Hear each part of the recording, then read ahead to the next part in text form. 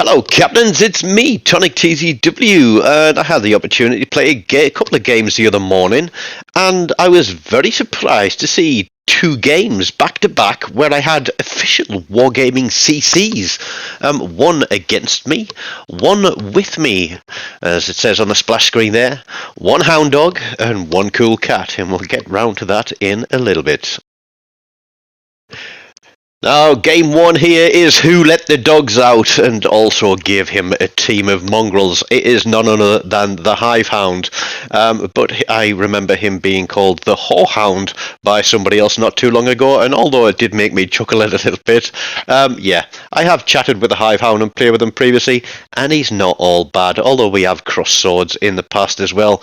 He was out there in the Vermont, I was going to say the Del Monte there, I don't know why. I am out in the gearing. There's a couple of radars on each team too, or at least on our team, and so I'm looking at where I'm starting on this cap, and I'm thinking, okay, I've seen people do this before. I'm going to run straight in towards this cap, slap myself against that island, and until such time as I'm contested or force the radar cruisers to burn their radars, I'm going to sit there and hope that I can stay undetected and undamaged until such time as this cap turns blue.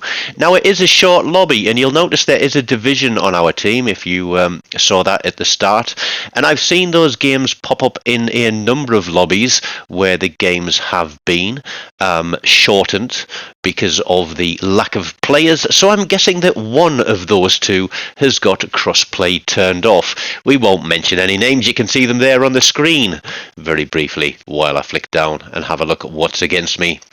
So our team has split across two caps. And what is going to become very apparent in this game very early on is that not only is there a Hive Hound on the other team with a bunch of mongrels, but they also seem to have the lemming gene built into them. I'm sure if you were to use one of those wonderful AI programs online and asked what a cross between a mongrel dog and a lemming would look like, it would give you some very amusing pictures. But for the sake of this video, it is everything that looks like red team. So I am feeling quite safe here, he says, as he takes a hit from the Kronstadt. The Des Moines is also out there. But we're doing exactly what we wanted to do. We wanted those cruisers to push in, to contest the cap, to burn their radars while I am all nice and safe behind. But with the Des Moines and the Kronstadt pushing in, I decide that I'm going to get out of there and I'm going to let them have that cap. We did take it. We did get the solo cap for it. And now it's time to get the hell out of Dodge because we don't really have a lot of support. Our radar cruiser decided he was going to sail away as we land a torpedo and get a cap reset. Not quite enough for it. But yeah, we obviously hit the Kronstadt, so we'll see if we can get some more cap resets on. Not quick enough, but we are going to start railing on those guys, and our main comes in with an absolutely devastating blow on that Kronstadt, and he disappears because the guys that went off to ACAP took that very, very quickly, and they are already on the way across here, and the other destroyer is all the way down on the south cap, haven't flipped that. This is an absolute throw 6 minutes into the game as the Awami gets absolutely clattered as well. Now, we are one ship down a piece, but we hold three caps, and what are we? We're about 120 points up, and there we go. The main knocks the Awami out of the game too. Not wanting to be a dope in a smoke, we're going to get out of there as well. There are still two destroyers running around, and there is the Vermont. And I did have a brief chat on PSN Messenger with the Hive Hound afterwards, and he was like, I was like, did you have two little fanboys running in front of you? And he said, well, I was meaning the two destroyers. He says, well, one of them did send me a friend request after. But yeah, I think they got their CC goggles on and they wanted to star in his video. Now, I don't know if the Hive's going to put this one out or whether it was on live stream. But yeah, I don't think it was worth it for the Hive to put this one out, to be honest, the way the game panned out.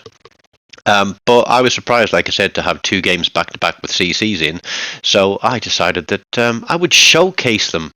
The Vermont is very, very slow. I've seen Spartan playing it, and I've seen a couple of other videos, and yes, it may be able to bang out the big hits, but it's a very big target, and it is a very slow ship. So once that support has gone, I think you're pretty much a sitting duck. But there is one cruiser there at the south end of that red cap now, and he isn't pushing in. I think the only thing he can do is support by spamming across the top at our battleship.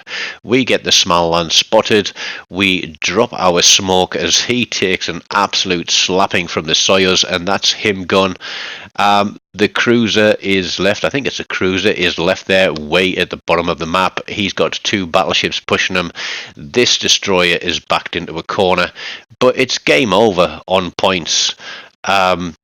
Literally, it was over before it even began on that one, I think. Very mediocre, 68,000 damage there, 1 solo cap, not even a kill to my name, but we pick up top spot, or dare I say, I was the top dog in that one. But I think Hive was fighting against everything. Now, this is game 2, and I'd like to say that this is a guy that I really enjoy watching myself. It's Big B2O Gaming. He lives down in Hawaii, and he is certainly one very cool cat, because I've never ever seen him get stressed in a game once. And the reason I say this one is because he is in the Z52. That ship is going to break legendary tier for destroyers once people start getting their hands on it.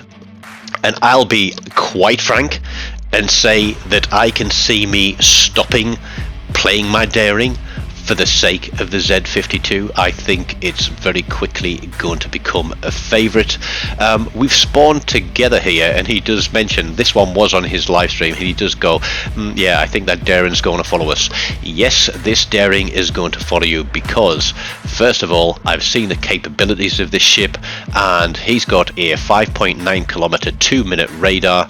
I think my radar is about 4 kilometers, I think, and that's 3 minutes long.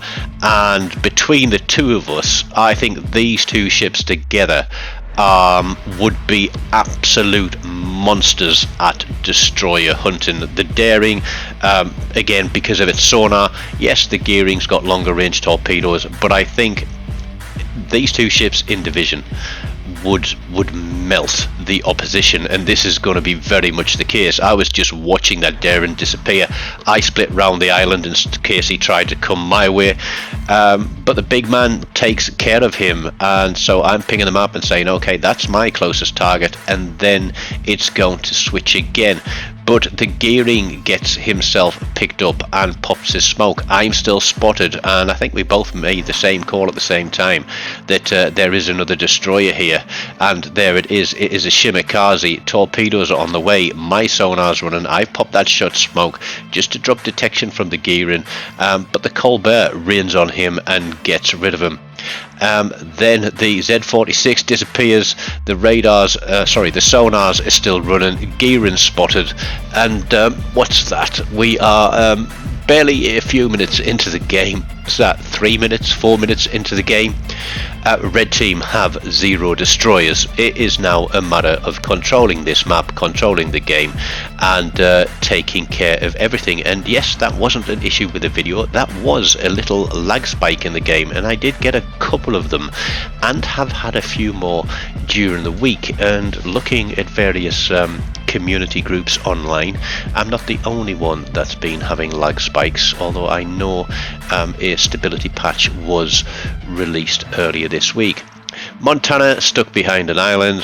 Surprise, surprise, battleships hiding behind islands. It's almost like cruisers hiding behind islands.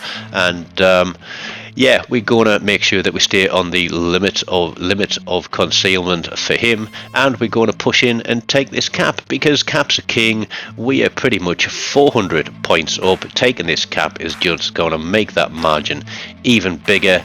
There is a Zhao out there somewhere, and I think the last ship is a Yamato, and he's way to the south of Delta Cap, running away because I think he realizes that this game is absolute whitewash.